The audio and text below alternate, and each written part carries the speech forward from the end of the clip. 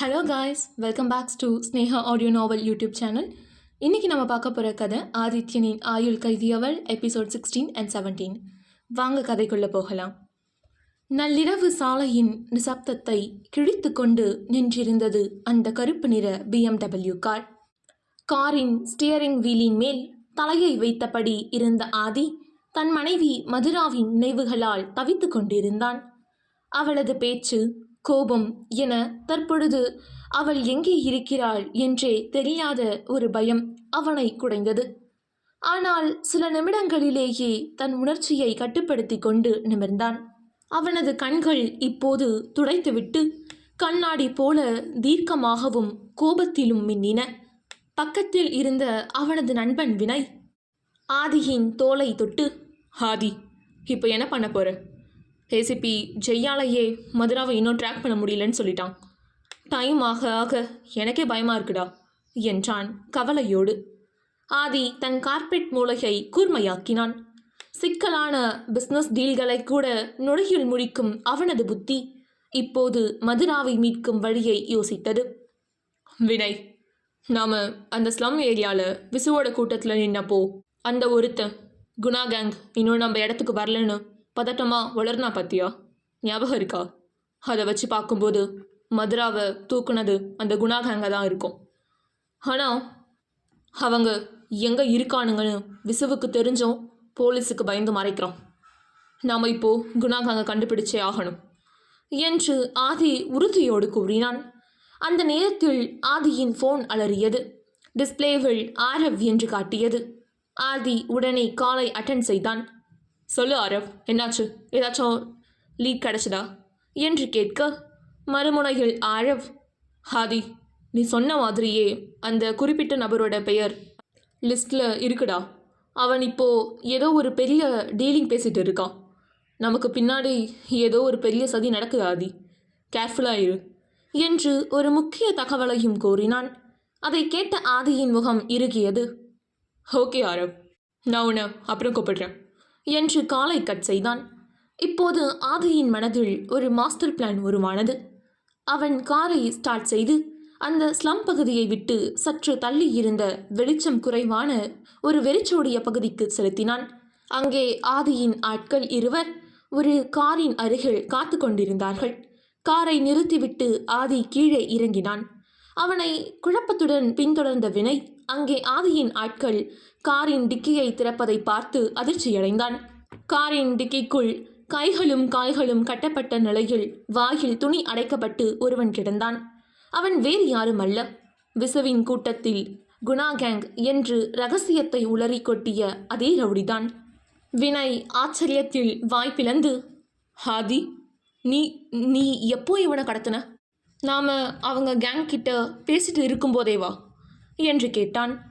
ஆதி தன் உதடுகளில் ஒரு வஞ்சக புன்னகையை வரவழைத்து கொண்டு, நாம் விசுவோட பேசிட்டு இருக்கும்போதே என் ஆட்களுக்கு சைகை காட்டி இவனை மட்டும் தனியாக தூக்க சொல்லிட்டேன் வினய். விசுவோட கவனம் முழுக்க என் மேலே இருந்ததால இவன் கூட்டத்திலிருந்து காணாமல் போனதை அவனுங்க கவனிக்கல என்றான் கூலாக. அதை கேட்ட வினய் வாயில் கையை வைத்தபடி ஆதியை பார்த்தான். ஆதி அங்கு கை அசைத்ததும் ஆதியின் ஆட்கள் அந்த ரவுடியின் வாயிலிருந்து துணியை எடுத்தனர். பயத்தில் நடுங்கிக் கொண்டிருந்த அவன் ஆதியை பார்த்ததும் அலறினான். பாஸ், என்னை விட்டுடுங்க பாஸ், எனக்கு எதுவும் தெரியாது. நீங்கள் தப்பாக என்னை தூக்கிட்டு வந்துட்டீங்க. விசு அண்ணனுக்கு தெரிஞ்சா அவ்வளவுதான் என்றான். ஆதி அவனது அருகில் குனிந்து தன் கார்ப்பரேட் பாணியில் பேரம் பேசத் தொடங்கினான். பாரு, எனக்கு டைம் ரொம்ப கம்மியாக இருக்கு. நீ இப்போ அந்த குணா கேங் எங்கே இருக்குன்னு சொன்னால் உனக்கு 50 லட்சம் தரேன், செட்டில் ஆகிக்கோ என்றான். ஆனால் எதிரில் இருக்கும் அந்த ரவுடிக்கோ படிக்காததாலும் குடித்திருந்ததாலும் லட்சங்களின் மதிப்பு புரியவில்லை. அவன் 50 லட்சம் என்பதை ஏதோ ஒரு சிறிய தொகை என்று நினைத்து கொண்டான். ஏ பாஸ், எனக்கு உன்னோட அந்த 50 எள்ளும் வேண்டாம், கொள்ளும் வேண்டாம். எனக்கு உண்மையாவே எதுவும் தெரியாது என்று மழுப்பினான். அவன் பணத்துக்கு மசையவில்லை என்றதும் ஆதிக்கு அவனது பலவீனம் என்னவென்று புரிந்தது. அவனது கூர்மையான கண்கள் அந்த ரவுடியின் சட்டை பையில் இருந்த ஒரு மலிவான பாட்டிலின் மூடியை கவனித்தது. இவனுக்கு பணம் தேவையில்லை, அதுதான் இவனோட பலவீனம் என்பதை ஆதி உணர்ந்தான். ஆதி உடனே தன் ஃபோனை எடுத்து தன் பெரிய ரிஷபிற்கு அழைத்தான். ரிஷப், என்னோட கார் டேஷ்போர்டில் நான் இம்போர்ட் பண்ணி வச்சிருக்க அந்த பாக்ஸை உடனே எடுத்துகிட்டு வா என்று ஆர்டர் செய்தான். அடுத்த சில நிமிடங்களில் ரிஷப் ஒரு சிறிய மரப்பெட்டியுடன் அங்கே வந்து சேர்ந்தான். ஆதி அந்த பெட்டியை வாங்கி அந்த ரவுடியின் முன்னால் திறந்து காட்டினான். அதற்குள் இருந்தது வெளிநாட்டிலிருந்து பிரத்யோகமாக இறக்குமதி செய்யப்பட்ட பல லட்சங்கள் மதிப்புள்ள ஒரு பிராண்டட் ஸ்காட்ச் விஸ்கி பாட்டில். அதன் நேர்த்தியான வடிவமும் உள்ளே இருந்த திரவத்தின் நிறமும் அந்த நள்ளிரவு வெளிச்சத்திலும் மின்னியது. அதை பார்த்த அடுத்த வினாடி அந்த ரவுடியின் கண்கள் அகல விரிந்தன. அவனது வாயில் எச்சல் ஊறியது. பணத்துக்கு அசையாத அவனது குடிவெறி அந்த வெளிநாட்டு பாட்டிலை பார்த்ததும் மொத்தமாக கட்டுப்பாட்டை இழந்தது. ஆதி அந்த பாட்டிலை கையில் எடுத்து லேசாக ஆட்டிக்கொண்டே குளிர்ந்த குரலில் பேசினான். என்ன, பாட்டில் பிடிச்சிருக்கா? இது சும்மா சாதாரண சர்க்கிள். நீ உன் லைஃப்பில் பார்க்கவே முடியாத வெளிநாட்டு ப்ராடக்ட். இப்போ சொல்லு, குணா கேங் எங்கே இருக்கு? நீ உண்மையை சொன்னால் இந்த பாட்டில் உனக்கு தான். அதோட உனக்கு புரிகிற மாதிரி சொல்கிறேன், 50 லட்சம் ரூபாய் பணமும் உனக்கு தான். இல்லைனா என்று சொல்லிவிட்டு அந்த பாட்டிலை உடைப்பது போல ஆதி சைகை செய்தான். அந்த பாட்டில் உடைந்து விடுமோ என்ற பதற்றத்தில் ரவுடி கத்தினான். ஐயோ பாஸ், பாட்டிலை உடைச்சிடாதீங்க. நான் சொல்கிறேன், நான் எல்லாத்தையும் சொல்லிடுறேன். அந்த குணா கேங் நம்ம ஏரியாவுக்கு வரல. அவனுங்க சிட்டிக்கு வெளியே ரயில்வே ட்ராக் பக்கத்தில் இருக்கிற அந்த பழைய பாழடைஞ்ச மில் ஏரியா பங்களாவில் தான் இருக்கானுங்க. அவனுங்க கிட்ட தான் உங்கள் ஒய்ஃப் இருக்காங்க பாஸ். அவனுங்களுக்கு பின்னாடி பெரிய கை ஒன்று இருக்குது. எனக்கு தெரிஞ்சது இவ்வளோதான் பாஸ், என்னை விட்டுடுங்க என்று மூச்சு வாங்க கூறி முடித்தான். கடத்தல்காரர்கள் இருக்கும் இடம் தெரிந்துவிட்டதால் ஆதியின் கண்கள் கோபத்தில் சிவந்தன. ஆதி அந்த வெளிநாட்டு பாட்டிலையும் பணத்தையும் தன் ஆட்களிடம் கொடுத்து அவனை காரிலேயே பூட்டி வைக்க சொன்னான். பின்னர் வினயை பார்த்து, வினய், லொகேஷன் கிடைச்சிருச்சு. இனிமே அந்த குணா கேங் உயிரோடு இருக்கக்கூடாது, வண்டியை எடு என்று வெறியோடு கர்ஜித்தான் ஆதித்யதேவ். அந்த நொடி வினய் ஆதியை பார்த்து கேட்டான். அவன் சொல்கிறது உண்மைன்னு எப்படி நம்புற என்று கேட்க, ஆதி வினயை பார்த்து, எனக்கு வேற வழி தெரியலடா. கண்டிப்பாக நான் மதுராவை கண்டுபிடிப்பேன். யோசி, இவன் சொல்கிறது ஏன் உண்மையாக இருக்கக்கூடாது? ஒரு வாட்டி போய் பார்க்கலாமே என்று கூறினான். வினய் சரி என்னும் விதமாக தலையசைத்தான். காரில் ஏறிய ஆதியின் மனதில், மதுரா இதோ வந்துட்ட என்ற எண்ணம் மட்டுமே ஓடியது. அதே நேரத்தில் பாழடைந்த அந்த பங்களாவில் இருட்டறையில் மதுரா மயக்கத்திற்கும் தெளிவிற்கும் நடுவே கிடந்தாள். அப்போது தூரத்தில் ஏதோ ரயிலின் சத்தம் பலமாக கேட்டது. அந்த சத்தம் அவளது மூளையை யோசிக்க வைத்தது. அப்போ இது ரயில்வே ட்ராக் பக்கத்தில் இருக்க இடமா என்று கணித்தாள். வெளியே ஆட்களின் அரவம் கேட்டதே தவிர அறைக்குள் யாரும் இல்லை. எனவே மதுரா மெதுவாக தன் உடலை அசைத்து எழ முயன்றாள். அந்த நேரத்தில் கதவு திறந்து ரவுடி ஒருவன் உள்ளே வந்தான். அவளது கைக்கட்டுக்களை அவிழ்த்து ஒரு தட்டில் உணவை வைத்துவிட்டு, ஒழுங்கா சாப்பிட்டு படு, தப்பிக்கலான்னு நினைச்ச அவ்வளவுதான் என்று மிரட்டிவிட்டு வெளியேறி கதவை தாளிட்டான். கைக்கட்டுக்கள் அவிழ்ந்த அந்த சில நிமிடங்களை சாதகமாக்க மதுரா முடிவு செய்தாள். ஆனால் நீண்ட நேரம் ஒரே இடத்தில் கட்டப்பட்டு கிடந்ததால் அவளது கால்கள் மரத்து போயிருந்தன. தட்டுத்தடுமாறி எழுந்தவள் அந்த அறையில் உயரத்தில் ஒரு இடத்தில் இருந்த சிறிய ஜன்னலை கவனித்தாள். அதன் வழியே நிலவொளி உள்ளே வந்து கொண்டிருந்தது. அறையின் மூலையில் இருந்த சில பழைய கனமான அட்டை பெட்டிகளை ஒன்றின் மேல் ஒன்றாக அடுக்கி அதன் மேல் கஷ்டப்பட்டு ஏறினாள். அப்படி ஜன்னல் கம்பிகளை பிடித்து வெளியே பார்க்க எத்தனித்த போது துரதிருஷ்டவசமாக அட்டை பெட்டி பாரம் தாங்காமல் சடசடவென உடைந்தது. மதுரா பலத்த சத்தத்துடன் தரையில் சுருண்டு விழுந்தாள். அவளது காலில் பலத்த காயம் ஏற்பட்டது. சத்தம் கேட்டு வெளியே இருந்த ரவுடிகள் பதறியடித்து கொண்டு உள்ளே ஓடி வந்தனர். அதே நேரத்தில் அந்த கேங்கின் லீடரான குணாவும் அங்கே வந்து சேர்ந்தான். தரையில் விழுந்து கிடந்த மதுராவை பார்த்ததும் அவன் முகம் கோபத்தில் சிவந்தது. பெரிய இவளா?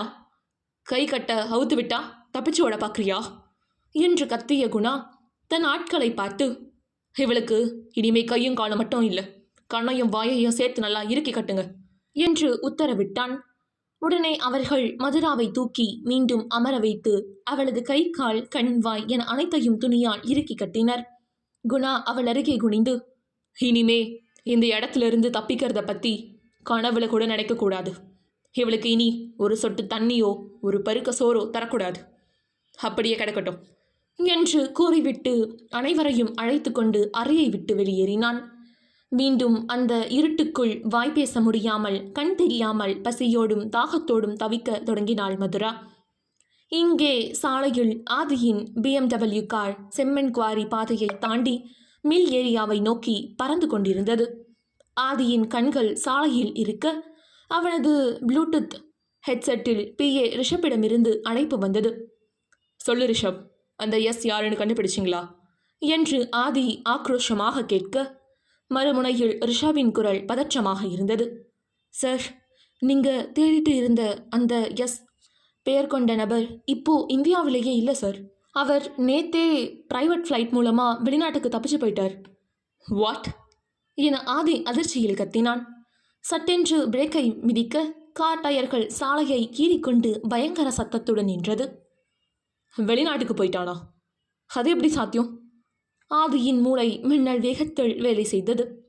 ஆரம்பத்தில் இருந்து நடந்த ஒவ்வொன்றையும் தன் நினைவுக்கு கொண்டு வந்தவன் விசு சொன்ன வார்த்தைகள், ரவுடி உளறியது, சேட்டலைட் ஃபோன், இப்போது எஸ் வெளிநாட்டுக்கு தப்பியோடியது. இல்லை, ஏதோ ஒரு தப்பு நடக்குது என்று தனக்குள்ளே சொல்லிக்கொண்ட ஆதி, அந்த எஸ் நிஜமாவே தப்பிச்சு போயிருந்தா அவனது ஆட்கள் ஏன் இன்னும் மதுராவை இங்கே ஒரு பழைய பங்களாவில் வைத்திருக்க வேண்டும்? ஒருவேளை தன்னை திசை திருப்புவதற்காக எஸ் வெளிநாடு சென்றது போன்ற ஒரு போலி நாடகத்தை யாராவது ஆடுகிறார்களா? உண்மை வேறு எங்கோ இருக்கிறதா? ஆதியின் முகம் தீர்க்கமானது. ரிஷப், நான் பார்த்துக்கிறேன் என்று காலை கட் செய்த ஆதி காரை சட்டென்று ரிவர்ஸ் எடுத்தான். செம்மண் குவாரிக்கு சென்று கொண்டிருந்த காரை மீண்டும் அந்த பழைய இடத்திற்கே குணாகங் ரகசியமாக இருக்கும் அதே மில் பங்களா பகுதிக்கு முழு வேகத்தில் திருப்பினான். சதிவலை எதுவாக இருந்தாலும் அதை தன் கைகளாலேயே உடைக்க ஆதி தயாராகிவிட்டான். வினய் ஆதியிடம் கேள்வி கேட்டான். எனக்கு புரியல ஆதி, ஃபர்ஸ்ட் மில் ஏரியான்னு சொன்ன, இப்போ பழைய பங்களான்னு சொல்கிற, செம்மண் குவாரின்னு சொல்கிற, எனக்கு ஒன்றுமே புரியலடா என்று கேட்க ஆதியோ வினயை பார்த்துவிட்டு, வினய், இங்கே 2 பேர் நம்மக்கிட்ட கேம் ப்ளே பண்ணுறாங்க. அவன் சொன்னான் இல்லையா செம்மண் குவாரி மில் ஏரியான்னு சொல்லிட்டு, ஆக்சுவலி அவன் நம்மக்கிட்ட போய் சொல்லியிருக்கான் என்று ஆதி சொல்ல, இல்லை எனக்கு புரியல என்று வினய் கேட்க, உனக்கு புரிகிறபடி நான் அப்புறம் சொல்கிறேன். ஆனால் மதுரா கண்டிப்பாக அங்கே இல்லை. மதுரா இருக்கிறது அந்த பழைய பங்களா, அதாவது செம்மண் குவாரிக்கு கம்ப்ளீட் ஆப்போசிட் சைட். அதான் இப்போ நம்ம அந்த பழைய பங்களாவுக்கு போயிட்டுருக்கோம். அப்போ அவன் சொன்னது என்று வினய் கேட்க, அதுதான் சொல்கிறேனே, நம்மளை சுற்றி நிறைய பேர் விளையாடிட்டுருக்காங்க வினய். ஆனால் மதுரா கிடைக்கட்டும், ஒவ்வொருத்தரோடைய கதையும் இந்த ஆதி முடிக்கிறேன் என்று சொல்லிவிட்டு வேகமாக அவனுடைய காரை அந்த பங்களா இருக்கும் இடத்திற்கு செலுத்தினான். சிறிது நேரத்திலேயே ஆதியின் அந்த BMW கார் அந்த பாழடைந்த பங்களாவின் முன்னால் வந்து நின்றது. காரில் இருந்து சிறுத்தை போல பாய்ந்து இறங்கினான் ஆதி. அவனது கையில் ஒரு இரும்பு தடி இருந்தது. பின்னாடியே வினயும் கையில் ஒரு மரக்கட்டையுடன் இறங்கினான். அந்த பிரதான கதவை ஓங்கி உதைத்து அதை உடைத்து கொண்டு ஆதி உள்ளே நுழைந்தான். கதவு உடைந்த சத்தத்தில் ரவுடிகள் அலறி அடித்து கொண்டு ஓடி வந்தனர். என் மதுரா மேல கை வைக்க நினைச்சா எவனோ உயிரோடு போகக்கூடாது என்று கர்ஜித்த ஆதி தன் முன்னால் வந்த ரவுடிகளை துவம்சம் செய்ய தொடங்கினான். அந்த நள்ளிரவில் பாழடைந்த பங்களாவின் முற்றத்தில் ஒரு பயங்கரமான சண்டை வெடித்தது.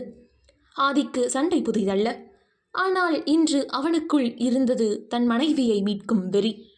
ஒரு ரவுடி ஆதியின் முதுகில் கத்தியால் கீற, ஆதி என்று வினய் கத்தினான்.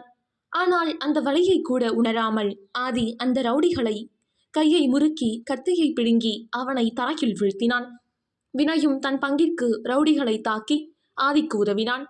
ஆதி வெளியே சண்டை போட்டு கொண்டிருந்த அதே மைக்ரோ நொடியில் உள்ளே இருந்த ரவுடிகளில் ஒருவன் மதுராவை அந்த அறையிலிருந்து ரகசியமாக வெளியேற்றினான். கைகளும் கால்களும் கட்டப்பட்டிருந்த மதுராவின் வாயில் பலத்த பிளாஸ்டர் ஒட்டப்பட்டிருந்தது. அவளை தூக்கி கொண்டு பங்களாவின் மொட்டை மாடிக்கு சென்றவன் அங்கிருந்த ஒரு பெரிய சிமெண்ட் தண்ணீர் தொட்டிக்குள் அவளை இறக்கினான். தண்ணீர் அவளது கழுத்து வரை நின்றது.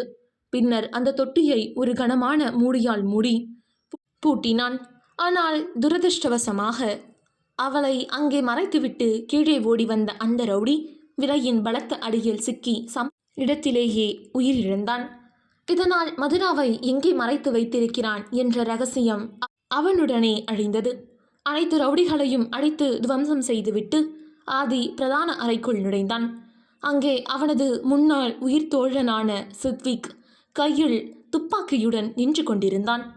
ஆதியை பார்த்து வெல்கம் ஆதி என்று சொல்ல ஆதி அதிர்ச்சியோடு சித்விக், நீயா? நீ ஏன் இதெல்லாம் பண்ற? மதுரா எங்க என்று கத்த சித்விக் வஞ்சகமாக சிரித்தான். ஏன் பண்றனா ஆதி? உனக்கு தெரியாதா? என்னுடைய சிஸ்டர் ஸ்வேதா செத்து போனதுக்கு காரணமே நீதானடா. நீ அவளோட காதலை நிராகரிச்சதுனால தானே அவள் மனசு உடைஞ்சி தற்கொலை பண்ணிக்கிட்டா. நீ மட்டும் அவளை அன்னைக்கு ஏற்றுக்கிட்டு இருந்தா இன்னைக்கு என் தங்கச்சி உயிரோடு இருந்திருப்பா. ஆனால் நீ அவளை கொண்டுட்டு இப்போ நீ மட்டும் மதுராவோட சந்தோஷமாக வாழ்கிறத என்னால் எப்படி பார்க்க முடியும் ஆதி என்று கத்தினான் சித்விக். ஆதி கோபத்துடன், ஸ்வேதா தற்கொலைக்கு நான் காரணம் இல்லை சித்விக், அவளுடைய முட்டாள்தனம் தான் அதுக்கு காரணம். நான் அவளுக்கு எல்லாத்தையும் கிளியராக சொல்லிட்டேன். ஆனால் அப்போவும் அவள் அப்படி முடிவு பண்ணா அதுக்கு நான் எப்படி காரணமாவ? நீ ஏதோ தப்பாக புரிஞ்சுக்கிட்டு இருக்க.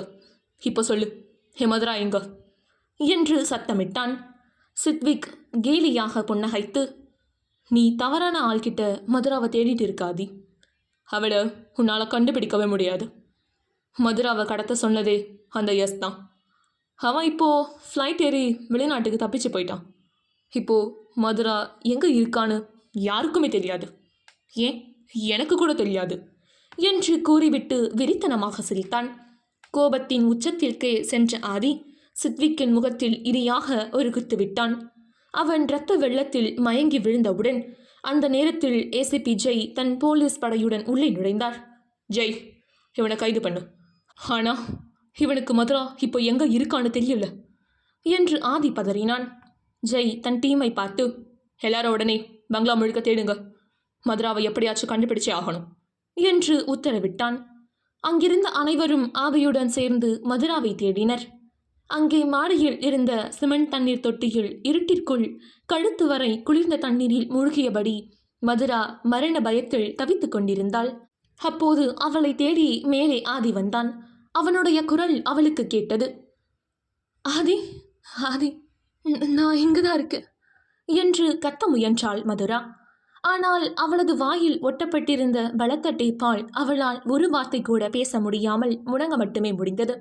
அவளது கண்களில் இருந்து கண்ணீர் தாரை தாரையாக கொட்டி தண்ணீரோடு கலந்தது. குளிர் அவளது உடலை நடுங்க வைத்தது.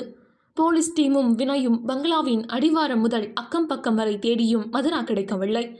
ஆதி தவிப்போடும் ஏமாற்றத்தோடும் மொட்டை மாடிக்கு வந்தான். மாடி முழுக்க தேடியும் அவள் கண்ணில் படவில்லை. மனமுடைந்த ஆதி மதுரா அடைக்கப்பட்டிருந்த அதே மூடிய சிமெண்ட் தண்ணீர் தொட்டியின் மேல் அப்படியே சோர்ந்து போய் அமர்ந்தான். அவனுக்கு கீழேதான் அவனுடைய உயிரான மதுரா தவித்து கொண்டிருப்பது அவனுக்கு தெரியவில்லை. அப்போது வினய் அவன் அருகே வந்து தோளை தொட்டான். ஆதி, எங்கேயோ மதுரா இல்லடா என்றான். ஆதி கண்களில் கண்ணீருடன் வினயை பார்த்து, நான் அவளை தொலைச்சிட்டேன் வினய். அவள் எங்கே இருக்கா, எப்படி இருக்கான்னு தெரியாம என் உயிரை பூக்குதுட்டா. அவளை எப்படி நான் தேடுவேன்? அவளை என்ன நம்பி தானே என் கூட அனுப்புனாங்க என்று கண்கலங்க கோரினான். வினய் அவனுக்கு ஆறுதல் கூறினான். ஆதி, மனசு தளர விடாத. ஜெய் பக்கத்தில் இருக்க பங்களாலையும் போய் தேடிட்டு இருக்கார். கண்டிப்பாக மதுரா நமக்கு கிடைப்பா. வா, கீழே போய் தேடலாம் என்று அவனை கூப்பிட்டான். ஆதி பெருமூச்சுடன் அந்த தொட்டியின் மேல் இருந்து எழுந்து மெதுவாக கீழே நோக்கி நடக்க தொடங்கினான். தொட்டிக்குள் இருந்த மதுராவுக்கு ஆதி பேசிய ஒவ்வொரு வார்த்தையும் தெளிவாக கேட்டது. ஆதி, போகாதீங்க, நான் இங்கே தான் இருக்கேன் என்று மனதுக்குள் கதறியபடி அவள் தண்ணீருக்குள் தன் கைகளை அசைத்து அந்த தொட்டியின் சுவர்களில் முட்ட முயன்றாள். ஆனால் அவளது பலவீனமான உடலால் அவளால் நகரக்கூட முடியவில்லை. ஆதியும் வினயும் மாடியை விட்டு கீழே இறங்கினர். தண்ணீர் தொட்டிற்குள் மதுராவின் இறுதி மூச்சு தத்தளிக்க தொடங்கியது. ஆக்சிஜன் குறைய குறைய அவள் மெதுவாக மயக்க நிலைக்கு சென்று கொண்டிருந்தாள். அதே நொடி அங்கே வானத்தில் பறந்தபடி தன்னுடைய கருப்புக்கள் அணிந்த விரலை வருடியபடி அவன், உன்னை அவ்வளோ சீக்கிரம் விட மாட்டேன் ஆதி, உனக்கு வலினா என்னன்னு காட்டுற என்று தனக்குள்ளே கூறியவர் கையில் இருந்த கண்ணாடி கிளாஸை ஆதியை நினைத்து அடித்த அது தூள் தூளாக சிதறியது. அதை பார்த்த அவன், இப்படிதான் உன் வாழ்க்கையும் சிதறப்போகுது தேவ் என்று கத்தினான். தண்ணீர் தொட்டிற்குள் மூழ்கும் மதுராவை ஆதியின் உள்ளுணர்வு கடைசி நொடியில் எப்படி காப்பாற்றப் போகிறது? சுத்விக் சொன்ன அந்த நிஜமான மர்ம மனிதன் யார்? அவனுக்கும் ஆதிக்கும் என்ன தொடர்பு? தெரிஞ்சுக்கணுன்னா மறக்காம ஸ்னேகா ஆடியோ நாவல் சேனலை சப்ஸ்கிரைப் பண்ணிடுங்க. உங்களுடைய கருத்துக்களை கமெண்ட் பாக்ஸில் பதிவு பண்ணுங்கள். இந்த எபிசோட் பிடிச்சிருந்தா கண்டிப்பாக லைக் பண்ணுங்கள் அண்ட் ஷேர் பண்ணுங்கள். நன்றி.